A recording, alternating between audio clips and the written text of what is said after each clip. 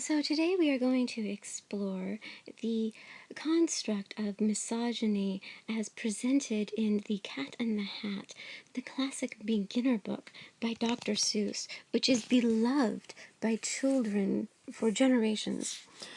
We see as we open this book, and we're going to skip through the blatant sexuality of the rainy weather outside and why it forces people to stay inside.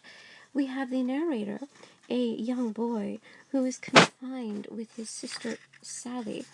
They must stay inside because it is too wet outside to play. And they are at home because their mother had to leave them. And they are stuck at home with a fish. I'm going to leave aside the fish, at least for the time being, and explore the absent mother, who is yet a restrictive and legalistic figure in the exploration of fun by these two young people, and the entrance of the cat. Now, the cat appears, he comes in, and he introduces himself by saying, "I know it is wet, and the sun is not sunny, but we can have lots of good fun that is funny." Now, throughout this book, the cat, of course, creates all kinds of trouble. He plays with things without actually destroying them, but he pushes right to the boundary of what might be acceptable. And this poor young narrator, his sister, the feminine Sally, does nothing but watches, which creates all kinds of tension for our poor boy here. He is forced to rein in the outrageous force of the cat, who inflicts all kinds of chaos. And yet the cat himself, who at least initially would be seen as the potential masculine antithesis to the feminine absent mother, the cat himself is actually a very feminine creature. The cat is, of course, traditionally known as Pussy, and is a fickle and ambivalent creature at best. So, of course, the boy is trying to figure out whom he should please. He needs to attend to the needs of mother, but he also tries to control the cat. And the fish, of course, is simply crying in pain and agony. He does not wish to fall. The cat says, "Have no fear, I will not let you fall. I will hold you up high as I stand on a ball." The fish, of course, doesn't believe him and eventually does fall. He lands in a tea kettle, of all things. And Sally, of course, just watches the fish fall. The fish came down too. He fell into a pot. He said, "Do I like this? Oh no, I do not.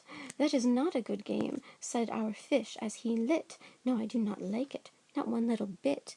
In response, of course, the cat brings out a box, which he unlocks, a red box.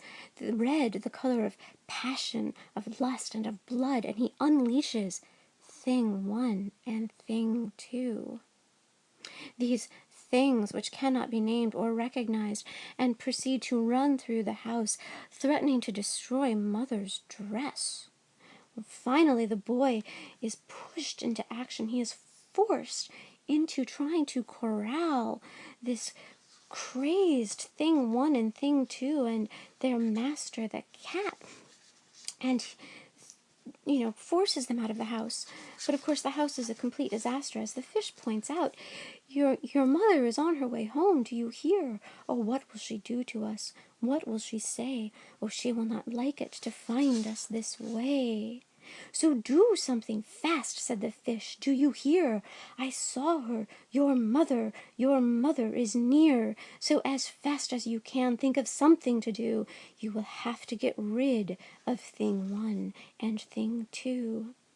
So as fast as I could, I went after my net, and I said, with my net I can get them, I bet. I bet with my net I can get those things yet. He catches Thing 1 and Thing 2, and the cat is forced to shut them up again in his red box. He goes away with a sad kind of look, but then he comes back. And now, in a final subversive move, the cat comes in and cleans up, removes all trace of the fun that was had. And just in time, he vanishes before the mother, the figure of authority and restrained love returns and asks, "Did you have any fun? Tell me, what did you do?" Now I posit that here we have this young boy in the same tension that we find our chivalric knights.